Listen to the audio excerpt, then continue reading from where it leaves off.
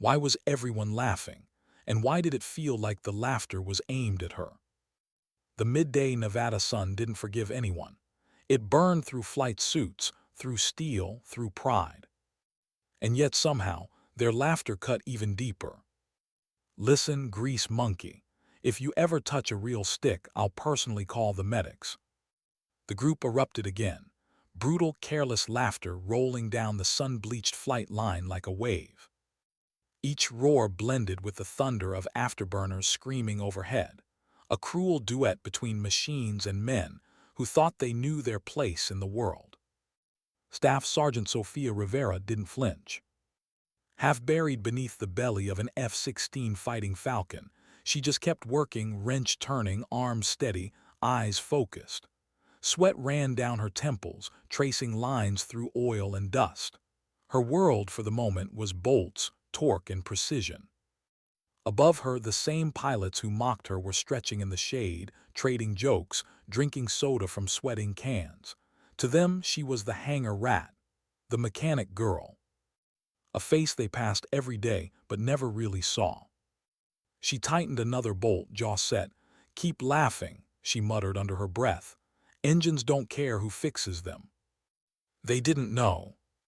They didn't know the next voice to crackle over the tower radio, calm, steady, commanding, would be hers. And when that day came, it wouldn't just prove them wrong. It would save a life. The tarmac shimmered like glass in the desert heat.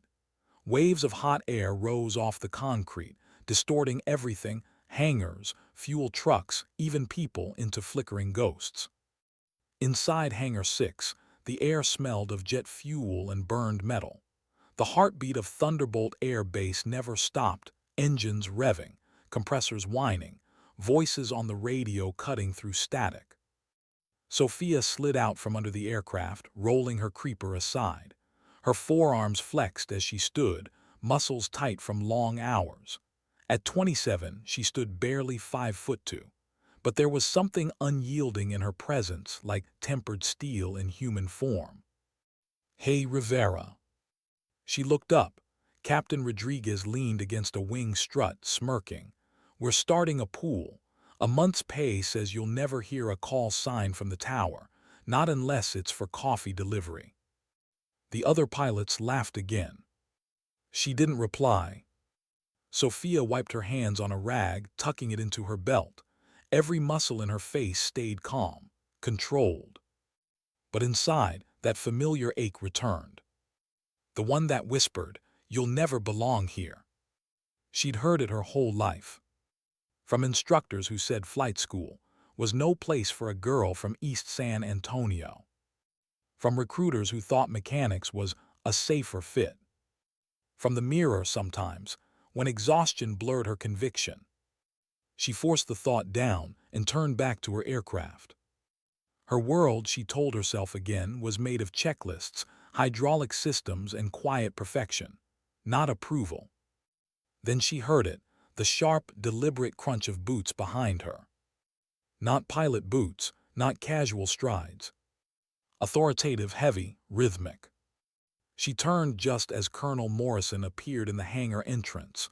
Tall, rigid, uniform pressed sharp enough to cut. His reputation walked 2 steps ahead of him. His standards were legendary, his tolerance minimal. Rivera straightened instantly. "Sir." Morrison's eyes swept across the F-16 like a man inspecting property, not people. "And you are." His tone was flat, detached, like reading an equipment tag. "Staff Sergeant Sophia Rivera, sir. Lead technician, airframe 415, performing post-flight actuator checks." He stepped closer. His gaze landed on the small black notebook tucked in her toolbox, scuffed leather, pages worn at the corners. He reached down and plucked it up. "What's this?" "My flight log, sir. Civilian training hours."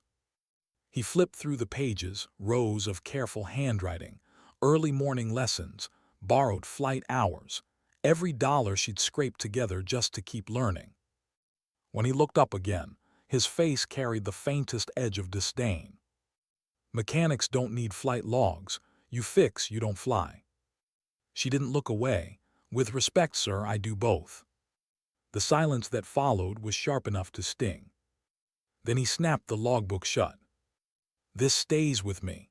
He tucked it under his arm like a confiscated weapon. "Get back to work." Sophia saluted. "Yes, sir." He turned and walked off, leaving her standing alone beside the aircraft. For the first time that day, the wrench trembled in her grip, not from weakness, from restraint. The sabotage started small. Tools gone missing, reports disappearing. Her name quietly removed from the maintenance log. No one said it outright, but the message was clear. "You don't belong here, Rivera." By the end of the week, even the new recruits avoided her. She was no longer the joke, she was the warning. The one you didn't want to end up like. She started eating alone, walking the perimeter fence after nightfall. From there, she could see the runway stretching endlessly into the desert, white lights tracing lines of purpose across black emptiness. Out there, the F-16s took off, roaring into stars she wasn't allowed to touch. But she couldn't stop watching. Because somewhere inside her, that same small flame still burned, stubborn and defiant. The same one that had gotten her through 2 jobs, double shifts, and every instructor who said, "You're not pilot material." She'd smile sometimes, quietly, remembering those faces. The same people who told her it couldn't be done. And she'd whisper to herself, "Not yet maybe, but one day." It happened 2 weeks later. Sophia was cleaning tools when she heard a sound that didn't belong, a metallic clack, sharp and wrong, echoing across the flight line. She looked up. A young pilot, Captain Martinez, was moving through his pre-flight checks on aircraft 415, the same jet she'd worked on earlier. His movements were too quick, too mechanical.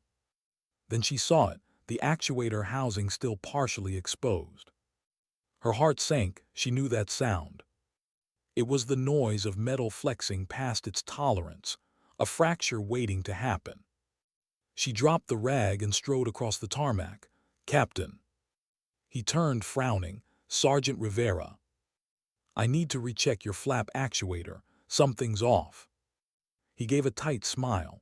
"Procedure's fine, Sergeant. I followed the checklist." "I heard a pop. That part isn't sealed properly. It could fail mid-flight." He exhaled sharply, annoyed. "With respect, you're not cleared to reinspect my bird." "If that part fails, you won't have a bird," she said quietly. Before he could respond, a shadow crossed both of them. Colonel Morrison. "What's going on here?" "Nothing, sir," Martinez answered quickly. "Just final prep." "Sir," Sophia started, "there's a defect in the flap actuator. I need clearance to—" "Enough," Morrison cut her off with a raised hand. "You have your assignment, Sergeant. Return to your post." She froze, lips pressed tight, eyes burning but unblinking. "Yes, sir." As the F-16 taxied out, engines roaring, Sophia stood in the doorway of Hangar 6, hands shaking slightly at her sides. The jet thundered down the runway, nose lifting, sunlight glinting off its canopy as it climbed into the heat-hazed sky. And in that instant, she felt something she couldn't name. Dread, or maybe inevitability. Hours later, the first alert came through. A voice clipped and urgent on the tower channel. "Eagle 7, repeat, confirm status." Static. Then fragments. "Flap control, negative response, primary comms." Sophia froze mid-step. Eagle 7 was the call sign for 415. Martinez's aircraft. Her pulse spiked, she ran. Through the maintenance bay, past startled airmen, her boots hammering the concrete. The control tower loomed ahead, tall glass walls, blinking comm lights, a nerve center of chaos. She slipped inside through the maintenance corridor, using her master key. The backup communications rack flickered weakly, its power readings unstable, lights pulsing like a dying heartbeat. Her breath came sharp and fast. She saw it immediately, a black lead Mies seated, copper shielding scorched where it had arced. Someone had wired the system carelessly or deliberately. She didn't hesitate. Kill power to the backup array. A nearby tech hesitated. That'll drop comms to Eagle 7 completely. They're already gone, she snapped. Give me 30 seconds. She worked with speed that bordered on instinct. Wires stripped, replaced, receded. A faint hum rose as the module spun up again. Static shifted, then a voice cut through, ragged but human. In tower, this is Eagle 7. Fuel critical, approach unstable. Sophia grabbed a headset. Thunderbolt Tower, I have him, routing through secondary comms. Colonel Morrison turned from the radar screen, his face pale. Staff Sergeant Rivera, you are out of line. I reconnected your backup channel, she said, steady. You want him down alive, or do you want paperwork? Silent, then slowly he stepped aside. She took the console. Eagle 7, this is Thunderbolt Tower. I have you on partial. Do you copy? Martinez's voice broke through the static. Tower read you barely, controls compromised, fuel low. This is Staff Sergeant Rivera, she said softly. You've got a flap actuator failure. Primary hydraulics are gone. We're going to walk through manual override. You listening? Copy, go. Red lever, 2-stage release. Push forward, hold for 3 seconds. Now throttle back. Adjust trim, steady, steady. On radar, the blinking dot leveled slightly. The room held its breath. Wind shear warning flashed. Abort primary, switch to secondary runway. You'll catch the arrestor cable. Stay with me, Eagle 7. You've got this. The F-16 came in too fast, too steep. At the last second, the tail hook dropped, caught the cable with a whip crack that echoed through the base. The jet shuddered, screamed, and stopped. Tower, Eagle 7 down safe. For the first time that day, the tower erupted in applause. Sophia set the headset down quietly and walked toward the stairwell without a word. Her hands still smelled of copper and adrenaline. She didn't look back. Applause echoed behind her, sharp, fleeting, almost unreal, but she kept walking. Down the stairwell, past the command deck, past the wide-eyed airmen who parted as she passed. Her boots struck the metal steps in rhythm with her heartbeat, steady, unhurried, but each step carried something she couldn't quite name. Not pride, not yet. Just release. Outside, the Nevada heat hit her again like a wall. The sky was a dull, hazy blue, the kind that turned metal white-hot and made even the shadows shimmer. The F-16 she'd saved sat motionless on the far end of the runway, canopy open, ground crew already rushing around it. She stopped walking, her hand brushing the rail as if to ground herself. Somewhere deep down she thought she might cry, but she didn't. Not because she wasn't moved, but because she'd already spent those tears long ago, on nights when no one saw her working under floodlights. Nights when she whispered to herself that one day she'd be more than just a name on a maintenance roster. That evening, they called for a debrief. The conference room felt colder than the air outside. A long rectangular table dominated the center, lined with pilots, technicians, and officers. A single spotlight cut through the dim light, glinting off the chrome insignias on uniforms. Sophia stood near the back, silent, her uniform still streaked with oil. Captain Martinez was at the head of the table, the same man who had brushed her off only hours before. But now, there was something new in his eyes, something she hadn't seen from anyone on this base in months: respect. He cleared his throat, voice steady. Eagle 7 went up for a routine training sortie. Midway through, we lost primary flap control and communications. I had maybe 3 minutes of fuel left and no working response from tower. He paused. Then someone came through the static. Staff Sergeant Sophia Rivera. She guided me through manual overrides I didn't even know existed. I'm standing here because of it. Murmurs rippled around the room. Morrison sat motionless, hands clasped, face unreadable. Martinez continued. I've submitted a formal recommendation for the Air Force Commendation Medal for Sergeant Rivera and for her immediate entry into officer training." For a moment, no one spoke. Then, like the quiet before thunder, Morrison rose from his chair. He picked up a small, familiar object from the table, her flight log, the same one he'd taken from her toolbox days ago. He walked toward her slowly. "Staff Sergeant," he said quietly, "I was wrong." The words hung in the air like something fragile and impossible. He extended the logbook. "My judgment was flawed. You'll report to the training office at 800 hours. Bring your logbook." Sophia took it back, the leather soft, worn, warm against her palm. She met his eyes for just a moment. There was no triumph in hers, only quiet understanding. "Thank you, sir." That was all, no speech, no dramatics, just those two words, because some victories don't need noise. The following morning, she stood outside Training Field Alpha, holding her helmet under one arm. It didn't look like much. A few scorched asphalt strips, skeletal control towers, and prefab classrooms that rattled in the desert wind. But for her, it was everything. This was where the second life began. The instructors were blunt, older pilots with silvered hair and eyes that missed nothing. They didn't talk much about the past. They didn't care where you came from. They only cared about how you flew. Sophia liked that. It meant no one would hand her anything, and no one could take credit for what she earned. "Rivera," the instructor barked that morning, pointing toward the twin-seat T-38. "You're on takeoff and pattern flight. Engine stall on command. Return for precision landing. We'll see if that mechanic brain of yours can handle turbulence." She smiled faintly. "Copy that, sir." Inside the cockpit, the world shrank to steel, gauges, and breath.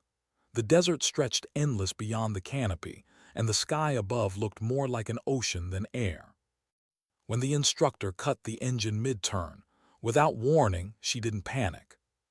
Throttle back, rudder adjust, trim, compensate, feel the frame. Her instincts took over. The aircraft steadied.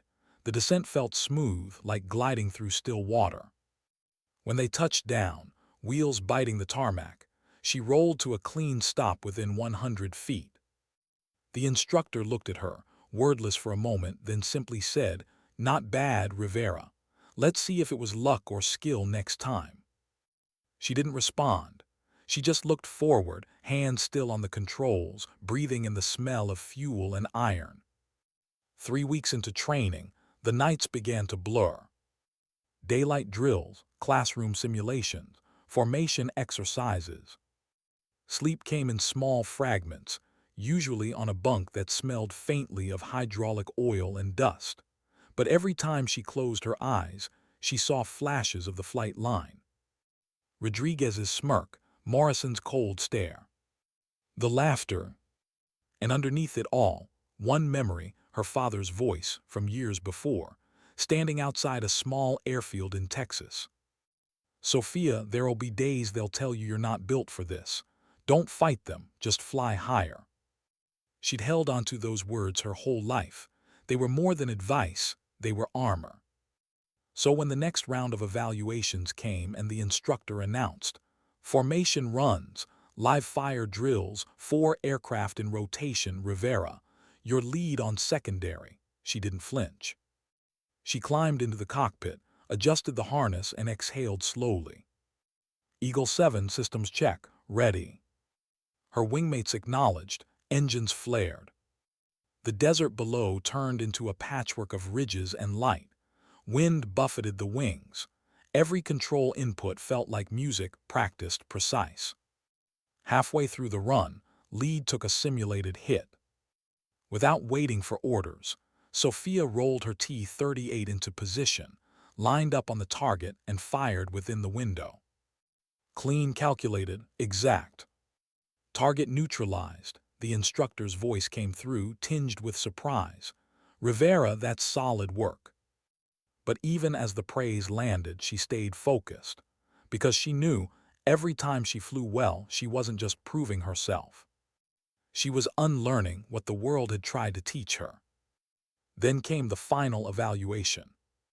They gave her a modified test platform, an unfamiliar cockpit with new digital interfaces and older analog backups, a strange hybrid meant to test adaptability under stress.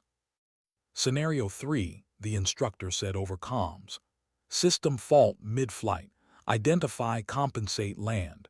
Your aircraft will simulate failure within 2 minutes. Sophia acknowledged. Copy Scenario 3. She climbed to 8,000 feet. The desert stretched endlessly below, vast, silent, indifferent. At 1 minute 47 seconds, alarms flared. HYD actuator signal loss. Her pulse jumped, the words flashing on the panel like a ghost from the past. Actuator again. The same failure that nearly killed Martinez, the same system she had saved. Her hands moved before thought. Diagnostics, isolation, manual override, adjust control surfaces, balance output. The aircraft trembled for a few seconds, but then steadied, smooth, obedient. She brought it home in one clean, deliberate descent. Touchdown perfect. When she opened the canopy, the instructor was waiting on the tarmac, clipboard in hand. His expression was unreadable, but there was something in his voice when he finally spoke. Staff Sergeant Sophia Rivera, welcome to the Officer Corps. He handed her the insignia box, small, simple, the weight of 1,000 hours behind it. Colonel Morrison stood nearby this time. He didn't make a speech. He didn't have to. He just nodded, a single, silent acknowledgement between two people who finally saw each other clearly. Thank you, sir, she said quietly. That evening, as the sun sank behind the desert hills, Sophia walked alone to the far end of the runway. The world was quiet again. The same stretch of tarmac where she'd once been mocked now glowed in soft orange light. She looked up. The first stars were starting to appear, faint, flickering, impossibly distant. She thought of that first day under the belly of the F-16, the laughter, the sting, the wrench in her hand. And she smiled. Every bruise, every sleepless night, every whispered doubt, it had all led here. To the moment where she could finally breathe and say, I did not break. The night wind carried the sound of another sortie launching somewhere down the field, the same roar she used to listen to from the fence line. Now that sound didn't belong to someone else. It belonged to her too. She stood there for a long moment, helmet tucked under one arm, the other hand resting against the cool metal rail. Tomorrow she would begin again. Tomorrow the call sign Eagle 7 would no longer be someone else's story, it would be hers. And for the first time she felt ready. The first time she wore the bars on her collar, she didn't recognize herself in the mirror. It wasn't vanity, it was disbelief. How could the same woman who once wiped engine grease off her face in Hangar 6 now stand here, pressed uniform, flight wings glinting faintly under the barracks light? But even as she looked, something inside her whispered, You're not done proving it yet. The briefing room buzzed with low conversation. Maps projected across the wall in shifting grids of red and blue. Operation Silent Reach, her first live mission as a lieutenant. Joint exercise, they called it. But everyone knew exercise was just a polite word for potential flashpoint. A convoy had gone dark on the Syrian border, unconfirmed hostiles, air support scrambled for overwatch. Sophia's unit, the 89th Tactical, was assigned to provide aerial cover and reconnaissance. No one expected contact, but everyone packed as if they did. She sat near the back, helmet on her knee, taking notes in a small, tight hand. Her new commander, Major Daniels, outlined the plan. Formation vectors, radio frequencies, contingency points. His tone was clipped, efficient, military precision masking quiet anxiety. Then his gaze swept the room and landed on her. Lieutenant Rivera, he said, pausing, you'll lead Bravo Wing. You've logged the most simulator hours on low-altitude maneuvering. I want your eyes on the valley sector." Heads turned. It wasn't hostility this time, just curiosity. The kind reserved for someone who shouldn't, by all traditional standards, have risen that fast. "Yes, sir," she answered evenly. When the meeting broke, Martinez, now captain, caught her at the door. "Bravo lead, huh? Not bad for the girl who used to fix my hydraulics." She smirked faintly. "Try not to crash this time. I'm short on tool kits." He laughed, shaking his head. "Good to have you up there, Sophia. Feels right." It did. But as she walked out toward the hangar, helmet in hand, her chest tightened. Because deep down, beneath the layers of discipline and training, a small part of her still feared the question no metal could silence. What if they were right about me? The pre-flight ritual had always calmed her. Strap gauges, fuel check, control surfaces. Each switch was like a prayer said in metal and motion. Eagle 7, Thunderbolt Tower cleared for takeoff. Bravo formation, you are go for launch. The phrase she dreamed of for years, now real, now hers. Engines screamed to life. The runway blurred beneath her.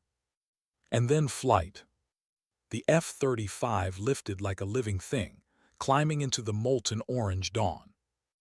Desert stretching endlessly below. The sky cracked open above her. "Bravo wing, form up. Altitude 25,000, she ordered. Her voice didn't shake. It carried through the comms, calm, steady, professional. Even Martinez's easy drawl sounded tighter than usual when he replied, "Copy that, Eagle 7, on your wing." From this height the world looked clean. No laughter, no doubt. Just light, motion, and purpose. An hour into patrol, the first hint of trouble arrived. Static burst across the channel, followed by a terse transmission from the ground element. "Convoy under fire, repeat, taking heavy contact from ridge line north. Request immediate overwatch." Sophia's heart slammed once. "Copy ground team. Bravo wing diverting to coordinates." She banked sharply, eyes scanning the barren landscape below. The ridges looked like petrified waves, nothing moved but dust. Then, through the magnification overlay, she saw it. Flash signatures, smoke plumes, 2 vehicles burning. Visual on engagement, hostiles confirmed, weapons hold until positive ID. Her gloved hand hovered near the trigger.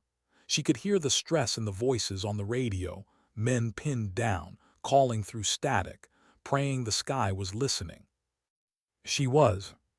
But the data feed was slow, terrain interference. She couldn't risk striking civilians. Every second counted. Then she noticed something, the shimmer of heat just off the ridge, different from gunfire.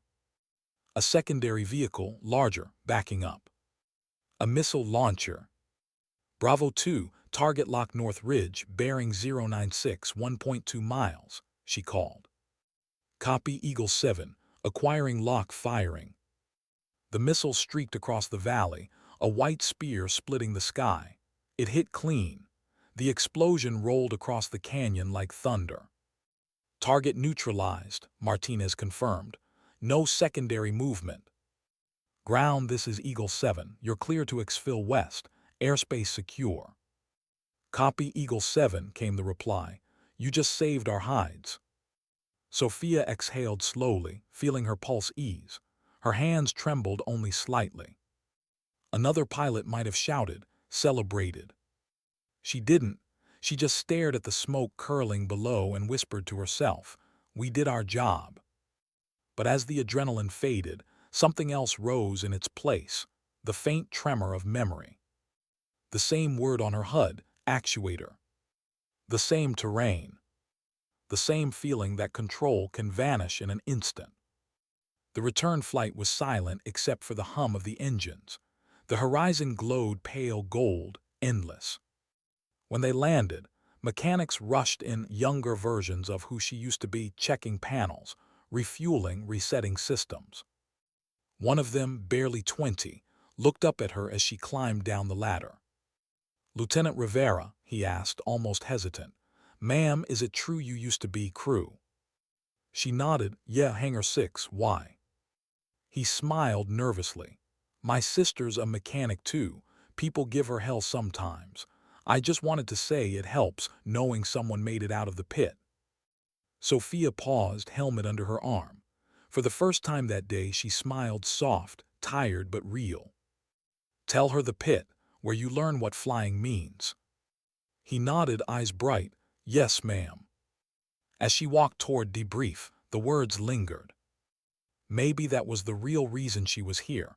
Not medals, not clearance, but to show someone, anyone, that the climb was possible. Night settled over the base like a heavy blanket.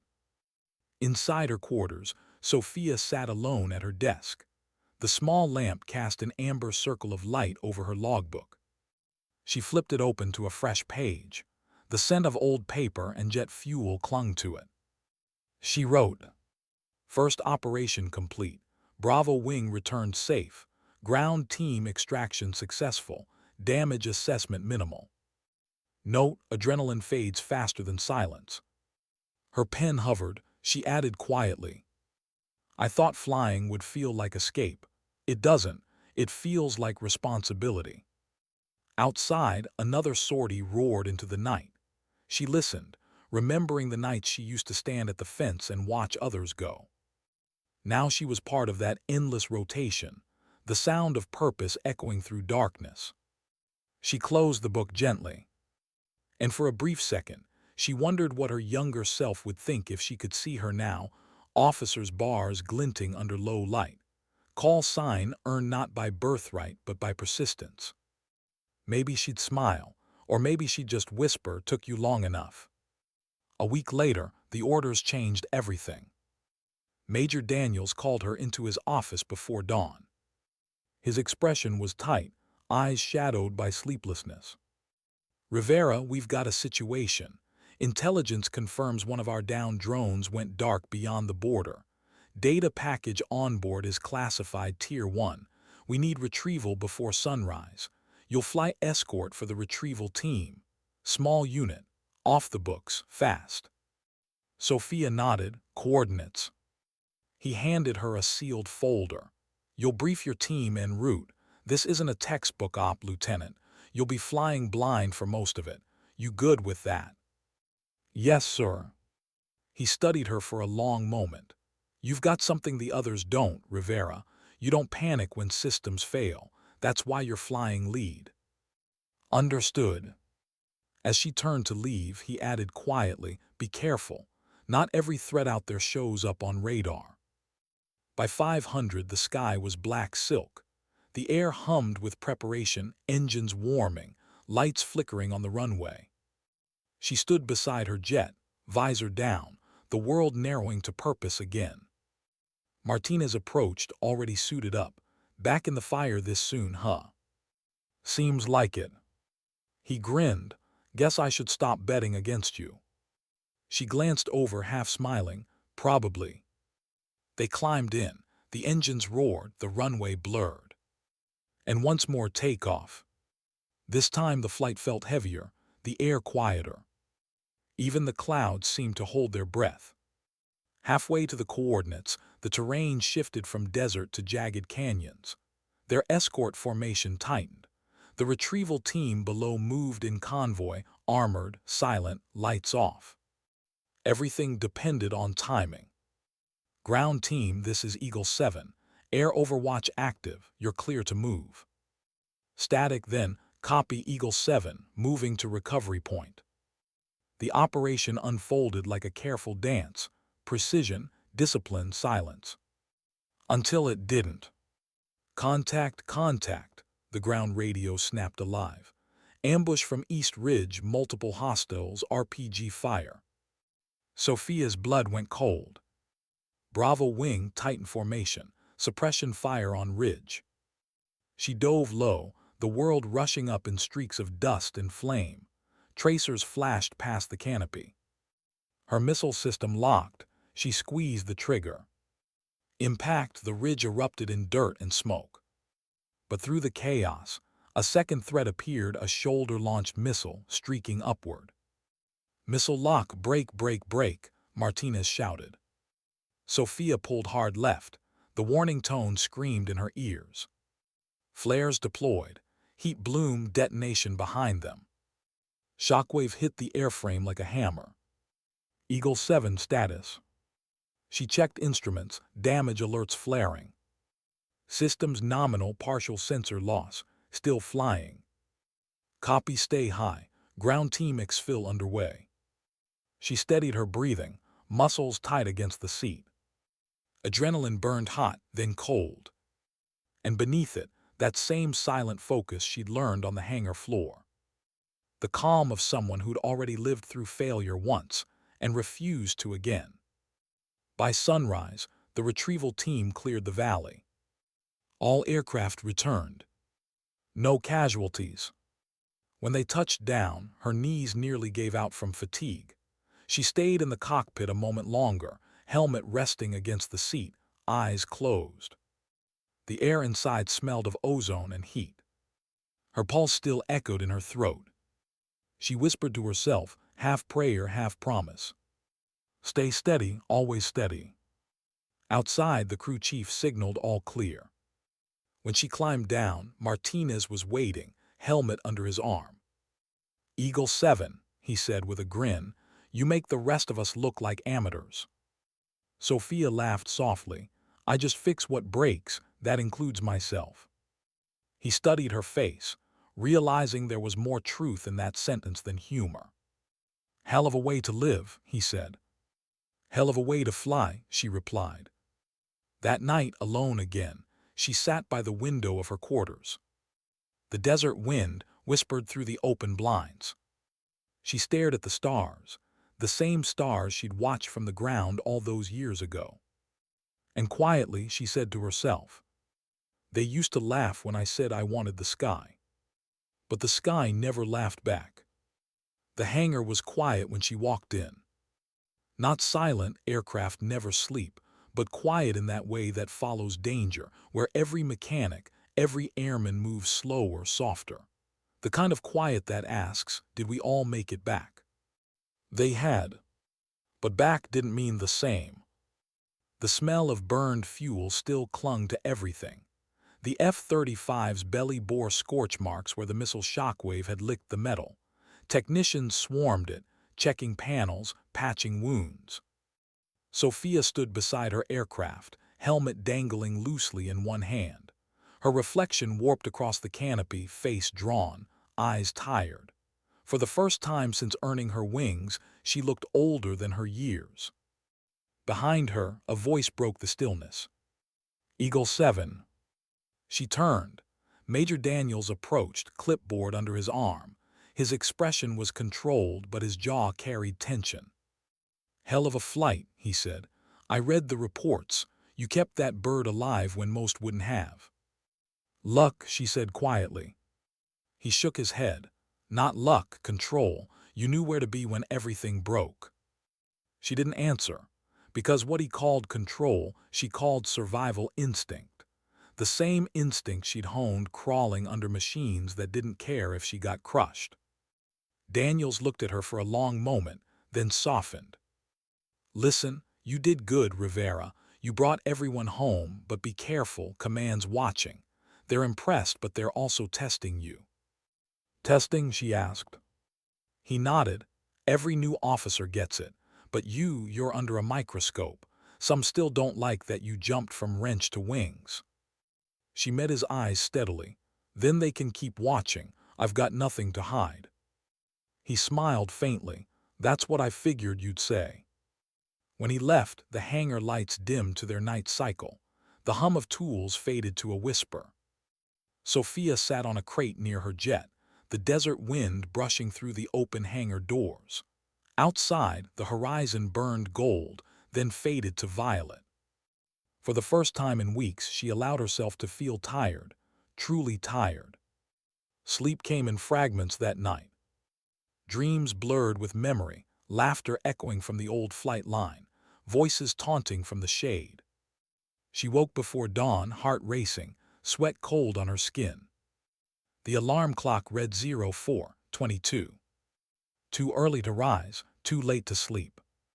She swung her legs off the bed, reached for her notebook, the same black leather logbook that had followed her through every storm.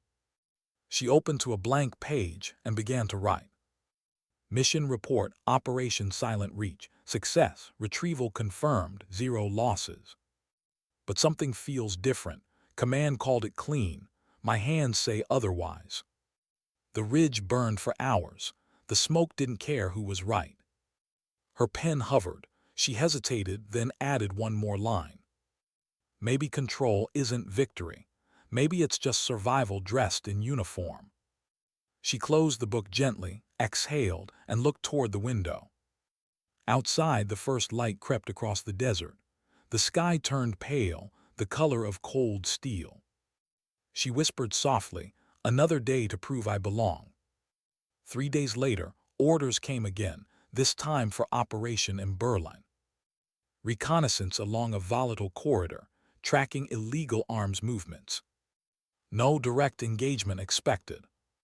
But Sophia had learned that no engagement was military shorthand for we hope nothing goes wrong. At the pre-flight briefing, Martinez leaned over the table, grinning faintly. "Round 3, huh? Think the universe has got it out for us." "Maybe it's just making sure we're awake," she replied. Daniels handed out the mission sheets. "Eyes open out there. Keep altitude low, maintain comms discipline. Remember, this isn't combat, we're ghosts tonight." Sophia nodded. Ghosts? She could live with that. Night over the desert looked like eternity. The stars stretched so wide, they almost made her forget there was a ground below. The world reduced to instruments, numbers, and the faint pulse of her own heartbeat. "Bravo wing, maintain spacing," she said softly over comms. "Radar sweep looks clean." Martinez replied, "Copy Eagle 7, ghosting steady." They flew in formation, 4 shadows slicing through black sky. No lights, no sound beyond the soft hum of engines and the occasional crackle of radio static. For a while it felt almost peaceful. Almost. Then static, a burst of white noise across her comms. Her eyes flicked to the display.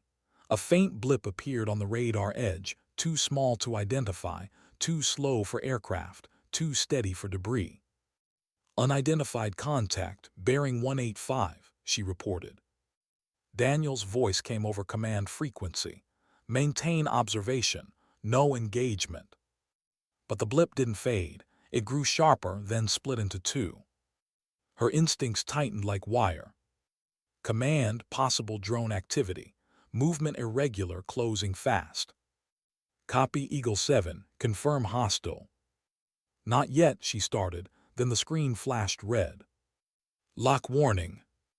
A second later, the first explosion tore through the dark. The blast lit the horizon in orange fire. One of her wingmen, Bravo 3, vanished from radar. "Mayday, Mayday, Bravo 3 hit." Martinez's voice cracked over the channel. "Parachute deployed, he's ejecting." Sophia's pulse slammed. Training took over. "Bravo 2, cover vector east. Command, we are under fire. Repeat, under fire." She banked hard, the G-forces pressing against her chest. 2 missiles streaked past, one close enough to shake the cockpit. Smoke trails spiraled across her HUD. "Countermeasures flare," she shouted. "Break right." The night turned to chaos, fire against stars, machines screaming through the void. She barely registered her own voice, guiding, commanding, surviving. Her jet rattled, a warning alarm screamed. HYD pressure drop. She steadied her breathing. Not again. Hands moved fast, precise. Manual control reroute, adjust trim, compensate. Her world shrank to the size of the instrument panel. The second missile struck the canyon wall below, detonating harmlessly. She broke through a cloud of smoke and came out clean on the other side, panting. "Bravo wing, check in." "Bravo 2 green." "Bravo 4 green." Bravo 3, down but beacon active. Copy, we're not losing anyone tonight, she said. Her voice was calm, too calm, the kind that only comes when fear has nowhere else to go. It took them 30 minutes to secure extraction for Bravo 3. By the time they returned to base, dawn had bled into the horizon. When Sophia climbed out of her jet, her hands were trembling. She hid them in her gloves. The medics were already rushing toward the chopper carrying Bravo 3's pilot. He was alive, shaken, bruised but breathing. Martinez came up beside her, face pale. We should have seen it coming. She shook her head slowly. No, we reacted, that's what counts. He looked at her for a long moment. Does it? Feels like we keep getting lucky. She didn't answer. She just stared at the rising sun, its light harsh against the runway. Because luck or not, she knew what came next: reports, questions, scrutiny. And somewhere in the middle of it all, guilt. The debrief was worse than the mission. The room was sterile, white light, no air. Colonel Morrison sat at the head of the table again. Same composure, same calm authority that once dismissed her on a hangar floor. But this time, his silence carried weight. Lieutenant Rivera, he began, walk me through the first engagement. She kept her tone steady. Radar picked up 2 unidentifiable contacts at 185. No command authorization for engagement until lock warning confirmed. He nodded slowly, and the decision to break formation. I assessed immediate missile threat to Bravo 3. Evasive action was necessary to prevent further loss. Morrison studied her, expression unreadable. Necessary, he repeated softly. Do you believe your choices were tactical or emotional? The question hit like turbulence. She paused. Sir, in that moment, emotion wasn't a factor. Instinct was, and instinct kept us alive. A long silence, then he nodded once. Understood, that'll be all. When she left the room, her pulse was still hammering. Because behind his measured tone, she heard what he hadn't said aloud. They're still waiting for you to fail. That night, she didn't go to her quarters. She went to the edge of the airfield instead. The desert wind was cold against her face. In the distance, floodlights painted the tarmac silver. She crouched near the fence, the same spot she used to stand years ago when she was the mechanic girl. Funny how full circle looks a lot like standing in the same place, just wearing a different uniform. Martinez found her there an hour later. He didn't say anything at first, just stood beside her, watching the horizon. Finally, he asked, "You ever get tired of proving yourself?" She laughed once, short, quiet, hollow. "Every day." He nodded. "Me too, but you do it anyway." She turned to look at him. "You ever wonder why?" He thought for a moment, then shrugged. "Because stopping feels worse." She smiled faintly. "Yeah, it does." The wind picked up, rustling the chain-link fence. For a moment, neither spoke. Then she said softly, "Back then they called me a hangar rat, said I'd never fly. But I think the truth is, they were afraid of what it would mean if I did." Martinez looked at her, eyes reflecting the sodium lights. "And what does it mean now?" She gazed at the dark sky, where somewhere out there, the remains of that battle still smoldered unseen. "It means we don't get to hide behind excuses anymore," she whispered. "If people like me can fly, then nobody gets to say it's impossible again." When she finally returned to her quarters, she wrote again in her logbook. "Emberlin complete, 1 bird lost, 1 saved, 3 flying ghosts came home. Command will ask for clarity, but war never gives any. The air feels heavier lately. Maybe it's not the missions, maybe it's what they leave behind." She paused, then added, almost like a confession, "Some nights I still hear the laughter. It doesn't hurt anymore. It just reminds me how far I've flown." She closed the book and looked out the window one last time. Somewhere across the field, mechanics worked under floodlights, their silhouettes moving with quiet precision, same as she once did. And in that sight, she felt something shift inside her. Respect, not the kind granted by rank. The kind earned by scars no one else sees. Outside, the desert night deepened, planes slept, engines cooled. And for the first time since the war began, Sophia Rivera let herself breathe, not as a pilot, not as a soldier, but simply as someone who'd survived another day. She whispered into the stillness. They said I didn't belong in the sky, but maybe the sky always knew I was coming. The desert had a way of erasing sound. Out there, noise didn't carry, it sank. Engines, voices, gunfire, all swallowed by the endless sand until only memory remained. Sophia learned that silence could be louder than any explosion. 3 days after in Berlin, the base returned to routine, at least on paper. Flights resumed, briefings filled the mornings. But the air felt different now, heavier, slower, cautious. People nodded to her in corridors, spoke softer when she passed. It wasn't admiration, it was distance, the kind given to someone who's seen too much too soon. She didn't mind. Distance made breathing easier. The psychologist's office was colder than the air outside.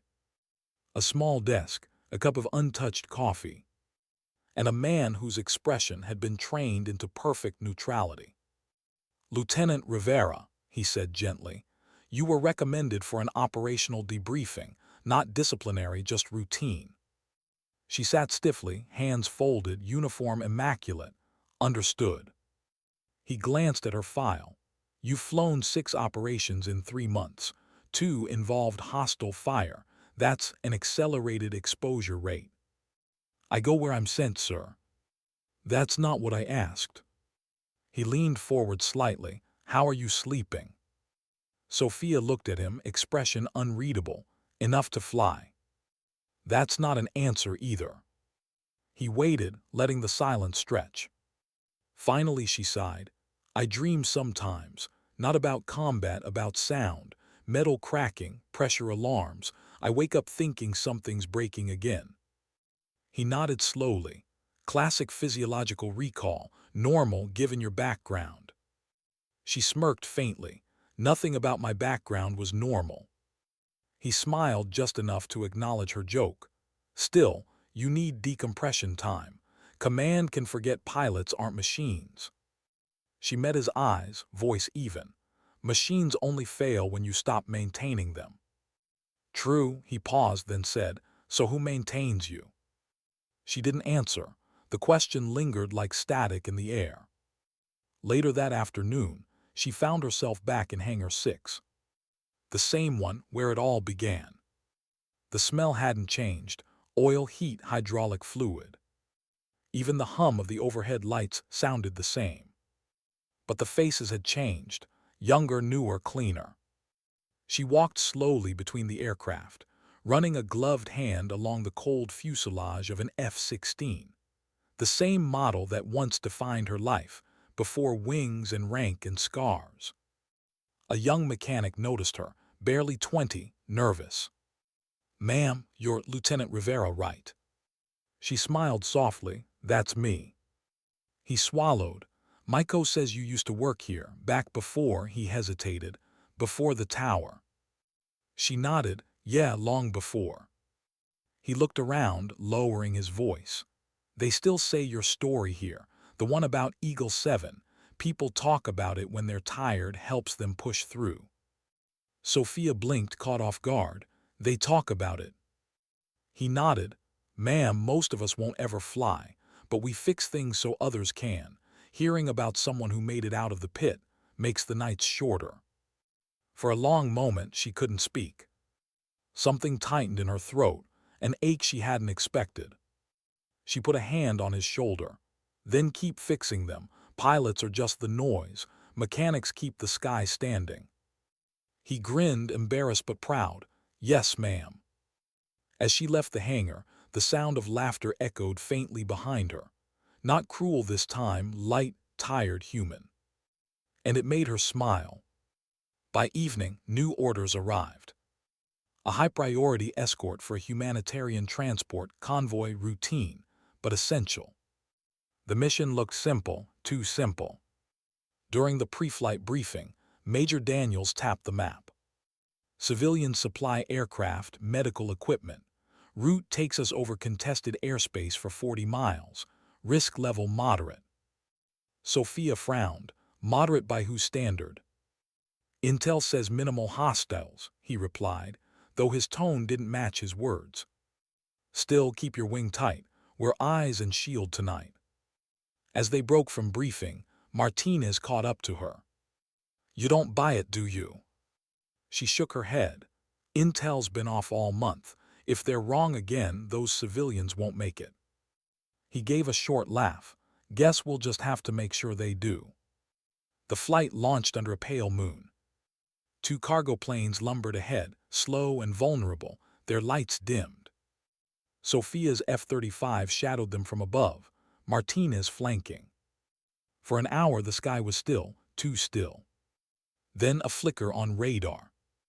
Unidentified contacts, fast and low. Command, this is Eagle 7. We have movement at 228. Advise. Static. Then a broken reply. Interference, maintain course. The signal died. Martinez, she called, you seeing this? Yeah, 3 bogies, no transponder. Her pulse quickened. Weapons cold, but stay ready. Moments later, streaks of light ripped upward, tracer rounds from the ground. The convoy below responded with flares, defensive maneuvers sluggish under weight. Contact confirmed, hostile fire. Sophia dove without hesitation. Missiles locked, guided, released. The desert exploded in light. She radioed the transports. Falcon 1 break left, you're too exposed. Negative, Eagle 7 engine hit, losing altitude. Copy, I'm on you. She dropped altitude fast, skimming dust and smoke. The damaged cargo plane listed dangerously, 1 engine trailing fire. Inside that aircraft were 20 medics and half, a field hospital. She couldn't lose them. Martinez, cover me, I'm pushing close. Eagle 7, that's suicide. I've done worse, she said and pulled in tight. Her jet slipped under the crippled transport, aligning nose to nose with its descent. She could see faces through the cockpit glass, terrified, waiting for impact. Falcon 1, listen to me, she said into the channel. Cut throttle, feather your good engine, I'll guide you. Rivera, we're losing lift. Trust me. The transport pilot hesitated, then complied. Sophia adjusted pitch, creating a cushion of disrupted air beneath their wings, forcing both aircraft into a gradual glide. The same technique she'd studied years ago, once dismissed as theoretical. Altitude dropped fast, warning alarms screamed. But she kept talking calm, measured, unshakable. 3 degrees nose up, hold it, hold it.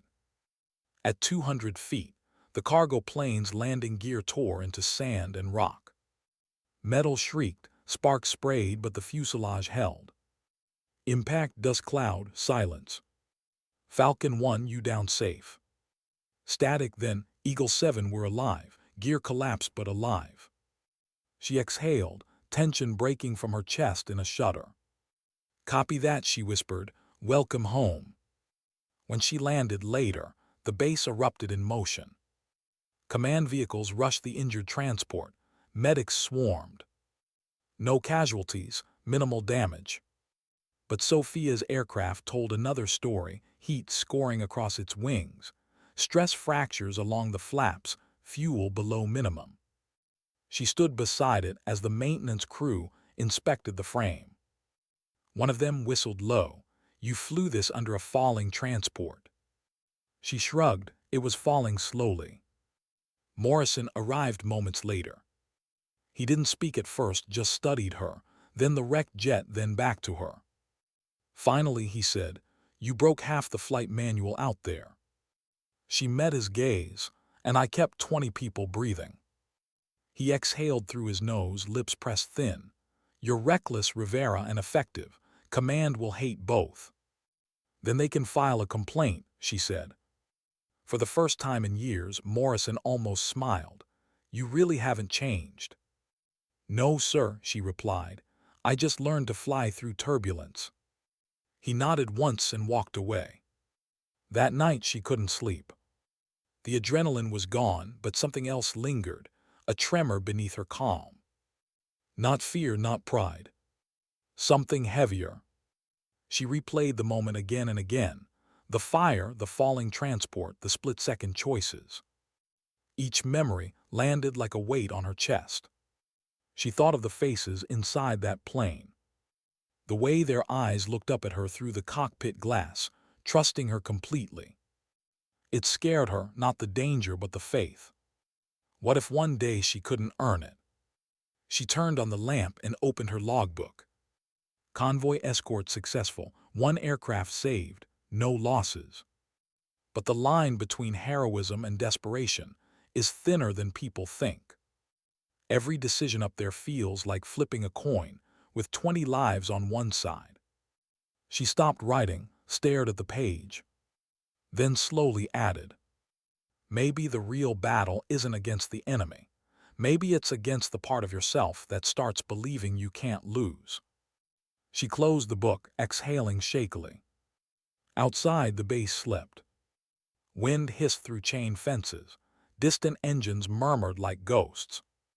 Sophia walked to the runway, barefoot in the cool night sand. Above her, the stars hung indifferent, sharp, bright, unblinking. She remembered her father's words again. Don't fight them, Mija, fly higher. She smiled faintly. I'm trying, she whispered. The desert wind carried her voice away, scattering it into the endless dark. For the first time in weeks, she let her shoulders drop, tension dissolving into the quiet. And as she looked out at the runway lights stretching to infinity, she thought of every name, every face, every moment that had tried to break her, and realized something simple, almost poetic. They never could. Because she didn't fight to be seen anymore. She fought to see. The sky, the people she saved, the truth of what it all cost. When dawn finally broke, she was still there. Boots in hand, uniform unbuttoned at the collar, eyes red from fatigue but clear. The first sortie of the day took off behind her, the thunder rolling over the desert like a heartbeat. She didn't salute, she didn't turn. She just whispered under her breath, a vow, a reminder, maybe a prayer. Sometimes dignity doesn't speak, it simply acts. The knock came at dawn. Sharp 2 beats, official. Sophia had been awake for hours anyway, sitting at her desk, staring at a cup of coffee gone cold.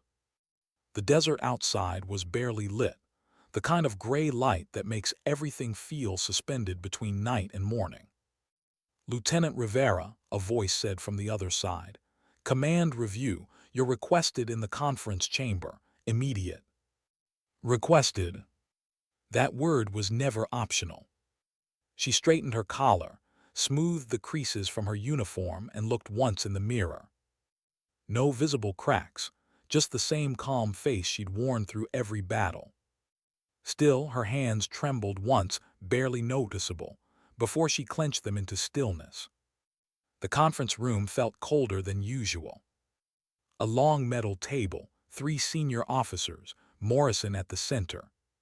He didn't look up when she entered. Lieutenant, he said flatly, you're aware why you're here? Yes, sir. Her voice was calm, controlled, even though her chest felt like a loaded spring. He gestured for her to sit. The board has reviewed your actions during Operation Arclight, specifically, your unauthorized maneuver beneath a civilian transport. We're examining whether your deviation from protocol, despite successful outcome, constitutes insubordination. A pause, the words hung like a noose. Sophia didn't flinch. Sir, the operation parameters changed mid-flight. The convoy was under direct fire and 1 aircraft sustained engine loss. I acted based on conditions, not intent. Morrison looked up now, eyes sharp, calculating.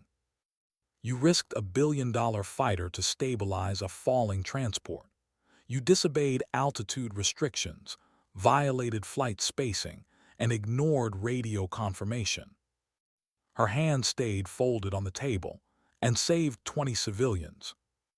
One of the other officers, Colonel Hayes, leaned forward. "Lieutenant, success doesn't absolve procedure. What if you'd failed? We'd be burying 2 aircraft, not commending 1. Sophia met his gaze evenly. "With respect, sir, procedure doesn't keep people alive. Judgment does." The silence that followed was suffocating. Even Morrison's jaw tightened, the kind of stillness only found between respect and reprimand. Finally, Morrison said, "Dismissed, Lieutenant. The board will deliberate." She rose, saluted crisply, and left without another word. Outside, the air felt heavy, too still, too clean. Martinez caught up with her by the stairwell. He looked uneasy, hands shoved into his flight suit pockets. "They called it an evaluation, huh?" he said. "Sounds more like they're trying to clip your wings." Sophia shrugged. "Maybe doesn't matter." "It should," he said. "You did what was right." She turned toward him. "You ever notice that right and regulation never sit in the same chair?" He exhaled, shaking his head. "You're not wrong, but be careful, Sophia. The military's memory is long and it doesn't forgive rule breakers, even the ones who save lives." She smiled faintly, but there was no humor in it. "Then they can add my name to the list." Days passed. No updates, no orders. Just silence, the kind that eats at the edges of discipline. She still trained, still checked her jet, still ran morning drills. But the stares followed her from mechanics, officers, even peers. Respect mixed with caution, admiration tangled with fear. She had become something else now, a symbol, and symbols are hard to command. At night she sat by her window, writing in her logbook. "Investigation pending. Command silent. I can handle silence. It's judgment that hurts more." Maybe rules are there to keep the reckless from becoming martyrs. Or maybe they just protect the comfortable from doing what's necessary. Her handwriting trembled slightly, but the words stayed sharp. She closed the book, set it aside, and leaned back. Outside, lightning flashed over the horizon, a rare desert storm, the kind that came without warning and left the earth gasping for air. She watched it strike over and over and thought, that's what truth looks like: bright, violent, uncontrollable. The storm passed by morning, and with it came her orders. She was grounded. Indefinite administrative review, no flights, no active operations. Her wings, technically still hers, might as well have been clipped. The email was short, impersonal. Effective immediately. Lieutenant S. Rivera is reassigned to ground operations and maintenance oversight until further notice. No explanation, no timeline. Just exile. When she entered the hangar again, the one she once called home, the noise stopped. Not out of disrespect, but uncertainty. The same way people go silent at funerals. A mechanic approached her hesitantly. "Ma'am, you're back with us." She nodded, for now. They cleared a small workstation for her, tucked between the tool lockers and spare parts racks. She picked up a wrench, tested the balance, and felt a strange wave of déjà vu. Back to where it all started. She could almost hear the echoes, the laughter, the insults, the disbelief. Except now none of it mattered, because she had proven them wrong, and still, somehow, it didn't feel like victory. That night, as she worked under the soft amber light, Morrison appeared in the hangar doorway. No entourage this time, no clipboard, just him. "You're not supposed to be working," he said quietly. She didn't look up. "Neither were you that night I fixed your comm array. Rules bend when they need to." He stepped closer, his boots echoing off the concrete. "You think I wanted this outcome?" Sophia finally looked up. Her eyes were tired but steady. "I think you did your job, and I did mine. The difference is, mine saved people." He sighed, "You don't make this easy. I wasn't trained to." Morrison's expression shifted, not anger but something else. Regret, maybe. "You remind me of myself 20 years ago," he said softly. "Believed every decision had a moral angle, that the world would reward conviction." He paused. "It doesn't." "Then maybe it needs new rules," she said. He studied her in silence. Then quietly, "You still think like a mechanic." She tilted her head. "Meaning?" "Mechanics fix what's broken. Pilots learn to live with it." Her jaw tightened. "Maybe that's the problem." He didn't reply, just nodded once and left, leaving her alone with the hum of fluorescent lights and the quiet ache of truth. Weeks passed. No missions, no calls. But word of her actions, and her defiance spread. Pilots whispered her name with equal parts awe and warning. Mechanics told her story like a campfire myth, the grease monkey who flew beneath a falling plane and lived to argue about it. She hated the attention, but she couldn't stop what she'd started. Then one morning, while she was checking a fuel line on a grounded F-15, a figure appeared behind her. Captain Martinez, dust on his uniform, exhaustion in his face. "Rivera," he said softly, "pack your kit, command just called." She frowned. "Why?" He handed her a sealed folder. "New orders." She wiped her hands and broke the seal. Her eyes scanned the text once, twice. Reinstatement, operational reassignment, forward command, deployment pending. She looked up stunned. "They're sending me back." He nodded. "You're not the only one under scrutiny. Command's short on pilots who can handle chaos. Congratulations, your punishment is another mission." She exhaled a quiet, shaky laugh. "Figures." He studied her for a moment. "You sure you're ready?"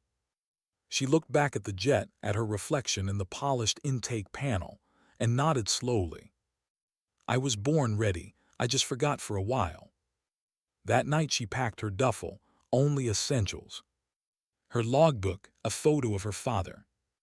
And a wrench, the same one from Hangar 6, a reminder of where she began. Before leaving, she walked once more to the end of the runway. The desert air was still, the stars clear. And for the first time in weeks, she felt peace, not the absence of conflict, but the acceptance of it. She whispered softly, "They can take my wings for a while, but they'll never take the sky out of me." Then she turned, duffel slung over her shoulder, and walked toward the transport bay where her next chapter waited. The flight out was quiet. No chatter, no laughter, just the low hum of engines and the rhythmic pulse of her heartbeat in her ears. Somewhere between Nevada and the unnamed desert beyond, she looked out the window and caught her reflection against the night sky. Half her face, half stars. And she thought maybe that's what we all are. Half grounded, half reaching. She smiled faintly, closed her eyes, and finally slept. When she woke, the transport was descending low clouds, harsh terrain below. A new outpost, a new mission. But the same woman. The same heart that refused to stay silent. The same pilot who once fixed planes and now flew through storms. The same human being who'd learned the hardest truth of all. You don't earn strength by winning. You earn it by surviving what tries to break you and flying again anyway. She stepped off the ramp into a blast of hot wind, dust swirling around her boots. The horizon burned gold. And far above, the sky waited vast, endless, patient. For her, the desert had changed. Not the sand or the heat, those were constant, but the way it looked through her eyes. When Sophia stepped off the transport ramp at Forward Command Echo, the world felt sharper. Every sound cut through the air, rotor blades, distant engines, clipped voices through static. Everything here hummed with urgency. And beneath it all, that familiar rhythm, danger waiting. She adjusted her duffel on her shoulder, scanning the outpost. It wasn't much. A scatter of concrete bunkers, radar masts, and a single strip of asphalt that called itself a runway. A young lieutenant jogged over, saluting quickly. "Ma'am, welcome to Echo. Captain Boone said you'd be joining us. He's in the comms tower." "Thanks," she said, voice steady. "Let's hope the tower's got better coffee than Nevada." He grinned nervously, not sure if she was joking. "Not likely, ma'am." Sophia smiled faintly, then turned toward the tower. She had learned long ago that humor was armor. You wear it until the world stops trying to hit you. Captain Boone looked up from the map spread across the table when she entered. "Lieutenant Rivera," he said, "heard you've been grounded, reinstated, and possibly immortalized in 3 different hangars." She raised a brow. "Depends who you ask." He chuckled. "Good. We need pilots who can think, not just follow." Her eyes scanned the map. "Mission brief." He tapped the coordinates. "Convoy extraction. Civilian contractors pinned down in the Arden Valley. We're running short on pilots who can handle low-altitude insertions. Command assigned you as Overwatch." She studied the red markers, ambush points, terrain ridges, extraction path. "How bad?" she asked. Boone hesitated. "Bad enough that half the team's already writing after-action reports in their heads." Sophia nodded once. "Then we don't give them a reason to finish them." The prep was quiet, efficient. Her aircraft gleamed under the harsh lights, dust swirling in slow golden clouds. As she climbed into the cockpit, she ran her hand over the control column like greeting an old friend. "Eagle 7, systems green," she said softly into comms. "Ready for launch." "Copy, Eagle 7, Boone's voice replied. "You're clear for takeoff, eyes sharp." Engines roared, the earth fell away. And for a few fleeting seconds, it felt like coming home. The sky stretched vast and silent above the endless sea of sand. Somewhere below, men waited, trapped, desperate. And she was the line between them and oblivion. 30 minutes into flight, the first contact came through, ground team signal faint, breaking with static. Under fire, 2 vehicles disabled, requesting immediate cover. Sophia's eyes snapped to the valley ahead, smoke plumes, heat signatures. Her stomach tightened. "Eagle 7 to ground, I copy. Hold position. Air support inbound." She switched channels. "All units, we've got hostiles in the North Ridge. Form tight, keep visual discipline." Her squadron acknowledged, 3 aircraft sweeping into formation. From above, the Arden Valley looked like a scar, jagged cliffs on either side, narrow riverbed in the middle. The kind of place designed to kill. Through her visor, she spotted movement, faint glimmers along the ridge. Sniper nests, RPGs. "Multiple hostiles confirmed. Marking targets," she said calmly. Missiles locked, fired, impact.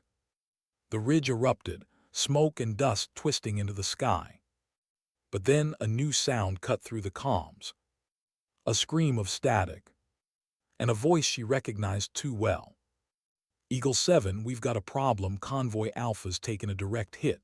Civilian transport down. Fire spreading fast." Sophia's breath caught. "Coordinates." "Grid 412, East Ridge. You can't miss the smoke." She banked hard. Below, a transport truck burned like a beacon. She could see movement, figures scrambling near the wreckage. And something else. Enemy movement closing in fast. "Command, this is Eagle 7. I've got civilians exposed in open terrain, requesting immediate permission for low pass suppression." Silence. Then static. Her jaw clenched, she switched to another channel. "Command, do you copy?" Finally, a voice came through, calm, measured, infuriatingly distant. "Negative, Eagle 7. Airstrike zone not verified. Hold altitude until clearance." She froze. "They won't survive 5 minutes down there." "Hold position. Repeat, hold position." Her hand hovered over the throttle. Every cell in her body screamed no. She could see them, small figures, trapped against the flames. And somewhere beneath that rising smoke, the memory of another fire flashed, a hangar, a broken actuator, a time when she'd listened instead of acted. Someone had almost died because she followed the rules. Not again. Eagle 7, Boone's voice cut through sharply. Confirm you're maintaining altitude. She didn't answer. Her fingers tightened on the controls. Rivera, he said, voice rising, don't you dare. Those are civilians, Captain. Command said. I know what they said. She took a breath, and I know what's right. Then she pushed the throttle forward. The jet dropped fast, slicing through the smoke. Alarms wailed. Wind screamed across the canopy. Below, the enemy line came into focus, silhouettes moving through the haze, closing on the burning wreckage. She flicked the targeting switch. Eagle 7 engaging hostile positions, she said, voice low and calm, too calm. Negative, abort. Boone's voice vanished behind static as she dove lower. Her missiles hit dead center. Explosions rippled across the ridge. Dust swallowed the sky.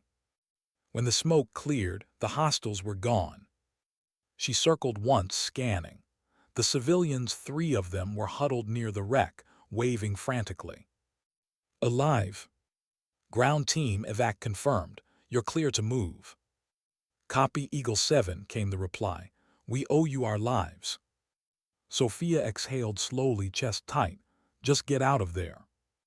By the time she returned to base, the air felt heavier than before. She hadn't even stepped out of the cockpit when she saw them, 2 MPs waiting near the hangar door.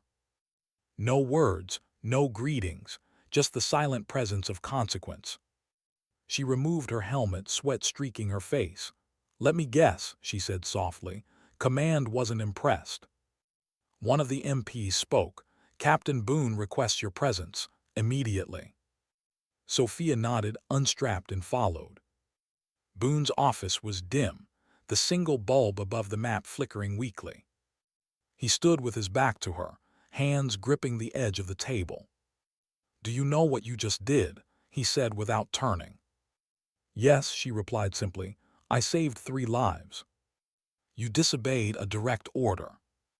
An order that would have let them die. He turned now, eyes burning with frustration and something else, fear. Command's already calling it insubordination. They want a full inquiry. They're furious. Sophia's expression didn't change. Let them be. He stepped closer. You don't get it. They'll strip your rank this time, maybe even ground you for good. She met his gaze steadily. Then at least I'll be grounded knowing I didn't leave anyone behind.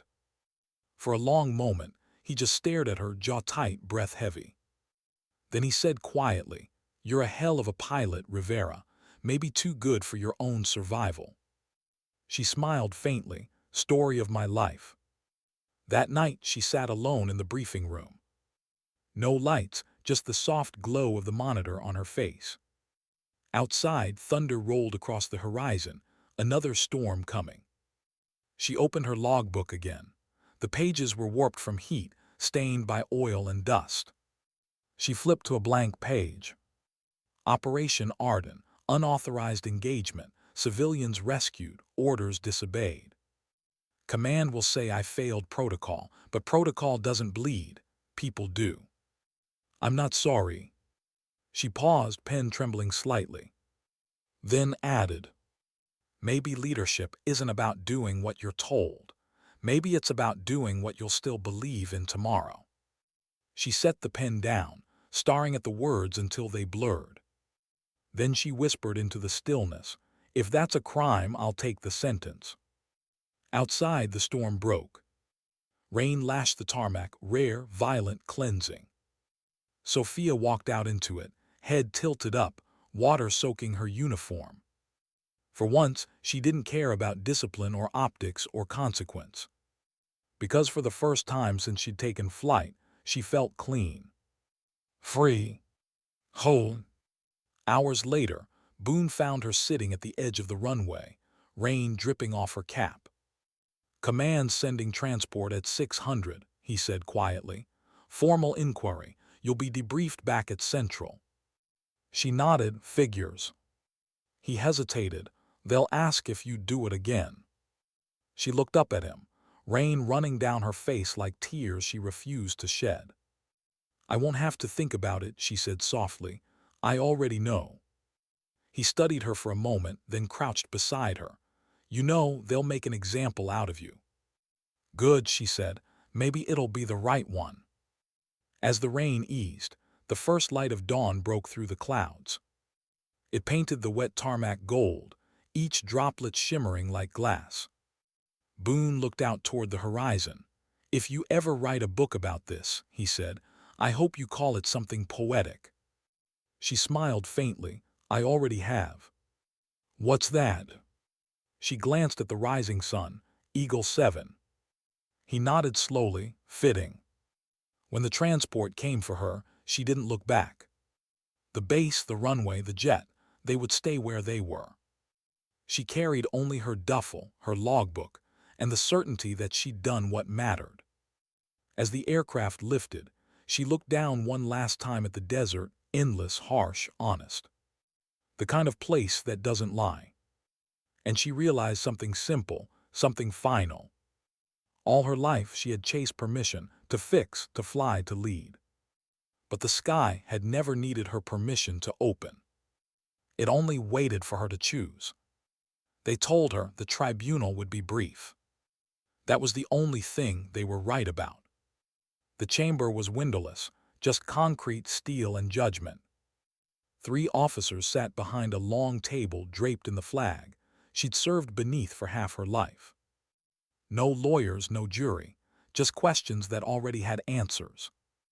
Lieutenant Sophia Rivera, the presiding officer, began, voice flat, rehearsed.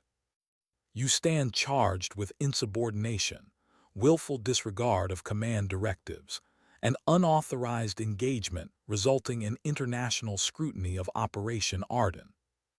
Each word struck like the slow beat of a drum. She stood at attention, hands behind her back. Her uniform was clean pressed, but her eyes carried the weight of sleepless nights and the unshakable calm of someone who'd already made peace with consequence. Yes, sir, she said quietly. I understand the charges. Do you dispute the events of record? No, sir. The officer glanced at the file before him. Your actions resulted in civilian survival, 3 confirmed lives saved, but violated explicit orders to maintain altitude. In your own words, Lieutenant, why did you proceed? The room waited. Sophia took a slow breath, because orders don't outlast fire. The youngest officer frowned. Explain. She met his gaze. Sir, from altitude we saw smoke, we heard screams, and command said, wait. But fire doesn't wait, neither do dying people. I had seconds to choose between obedience and humanity. The senior officer's brow hardened. And you chose humanity. I chose responsibility, she said, the kind you don't get to hand back when it's inconvenient. A long silence followed, the kind that separates those who serve rules from those who serve purpose. Finally, the presiding officer closed the file. This tribunal will deliberate. They rose and left the room. Sophia was alone with the hum of fluorescent light. She exhaled slowly, unclenching her hands. Her palms were damp but steady. For the first time, she wasn't fighting to prove anything, only to remain herself. Hours later, Morrison found her in the corridor outside. He wasn't supposed to be there, but rules never stopped him either. You've got nerve, he said softly. She looked up. That's supposed to be a compliment. Depends on how this ends, he replied. She studied him for a moment. You think they'll ground me? He hesitated. They might, but I've seen their eyes. They don't know what to do with you. You did everything we train officers not to do, and everything we hoped they would. She almost smiled. That's poetic, sir. He shrugged. Experience turns hypocrisy into poetry. For the first time, she noticed the faint tremor in his hand. He'd aged since Nevada, less stone, more shadow. "Morrison," she said quietly, "did you ever regret taking my logbook?" He looked down. "Every day." She nodded once, "Then we're even." He blinked, surprised. "Even?" "You tried to keep me on the ground," she said, "and because of that I learned how much I wanted the sky." He gave a small, tired laugh. "You really do think like a mechanic, always turning damage into design." "Only way to survive," she said. That evening they called her back in. The tribunal had reached its verdict. Everyone was there now, officers, staff, even technicians who'd heard whispers of the case. The air crackled with the kind of tension that usually precedes storms. The presiding officer read from a single page. "Lieutenant Sophia Rivera, the board acknowledges that your actions during Operation Arden directly saved civilian lives, demonstrated extraordinary skill under fire, and prevented further loss of American and Allied personnel. However, your deviation from protocol represents a breach of command discipline. Therefore, effective immediately." The pause stretched. "You are to receive a formal reprimand entered into your permanent record." A murmur rippled through the room, disbelief, confusion, relief. The officer continued, "You will also be awarded the Silver Star for valor and initiative in the face of enemy fire. Your command status remains active. You will report to Forward Command Bravo for reassignment." Sophia didn't move. For a second, her mind couldn't bridge the words reprimand and valor in the same sentence. Then she realized they didn't know what else to call her. Outside, the corridor buzzed with quiet congratulations. Martinez caught up to her first, grinning wide. "You're still flying, that's all that matters." She shook her head, smiling faintly. "No, what matters is that next time, maybe command doesn't need a tribunal to remember who we're saving." He raised an eyebrow. "You think there'll be a next time?" She looked toward the open hangar doors, where the sky glowed copper against fading light. "There's always a next time." 2 weeks later, Forward Command Bravo. Different base, same dust, same heartbeat of distant engines.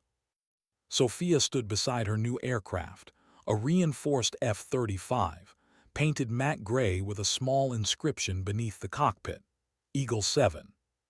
Someone had stenciled it there overnight. No one admitted who. She ran her gloved fingers across the letters. They felt heavier now, not like a call sign but a promise. Boone's voice came over the radio. "Control to Eagle 7. You ready to see if the sky missed you?" She smiled. It never stopped calling. The engine roared alive, the runway stretching ahead like a challenge. As the jet accelerated, dust kicked up behind her, rising in spirals. She felt the same familiar lift, the push, the freedom, the ache. Every mission, every scar, every silence carried her upward. And as the ground fell away, she whispered, almost to herself, "This isn't about forgiveness, it's about flight." At altitude, the world changed. The clouds opened like doors. Sunlight spilled across the canopy, turning metal to gold. The hum of the engine settled into a rhythm that felt like breathing again. "Eagle 7, confirm altitude 35,000, Boone said over comms. "Copy," she replied, "feels higher." "New assignments light," he added. "Recon over neutral territory. No fire, no flares. Think of it as a peacekeeping stretch." "Peace," she murmured. "I'll believe it when I see it." He laughed, still cynical. Still honest. An hour into the patrol, she switched the radio to private channel. Static filled the silence, soft, rhythmic, almost like rain. She found herself thinking of the people who'd carried her here. Martinez, Morrison, the nameless mechanics who believed before anyone else did. And of those she'd never met but had somehow saved. She touched the flight log strapped to her thigh, the same one that began as a dream and now held her story. Inside, the last entry was blank. She left it that way on purpose. Because endings weren't really endings, just the next takeoff waiting. When she landed hours later, the runway lights glowed like embers in the dusk. She taxied slowly, canopy open, wind brushing her face. Boone met her on the tarmac, clipboard in hand. "Smooth flight?" he asked. "Smooth enough." He nodded toward her logbook, still writing. "Always." He smiled. "One day they'll turn that thing into doctrine." She shook her head. "I hope not. Doctrine forgets why we start." He tilted his head. "Why did you start, Sophia?" She looked up at the fatting horizon. "Because someone told me I couldn't." That night, she walked alone to the edge of the airfield. The wind was cool, the stars bright and endless. She could see her reflection in the cockpit glass, faint, ghost-like, half sky, half earth. For a moment, she thought of the first day again. The laughter, the grease, the wrench slipping in her hand. The tower's voice saying words she never thought would be meant for her. "Eagle 7, you're go for launch." And in that memory, everything made sense, the fight, the failure, the fire. Because every bruise, every doubt, every sleepless night had built her into something no rank or reprimand could define. Not a hero, not a rule breaker, just human, unyielding, flawed, alive. She sat down near the runway lights, the hum of distant generators mixing with the soft pulse of night. From her jacket pocket, she pulled out the small wrench she'd carried all this time. It caught the light, old, scratched, familiar. She smiled at it the way you smile at an old friend you've finally forgiven. "Guess we made it," she whispered, "in our own way." A jet roared overhead, another sortie lifting into darkness. Its engines thundered across the sky, fading into silence. Sophia watched it until it disappeared, then closed her eyes.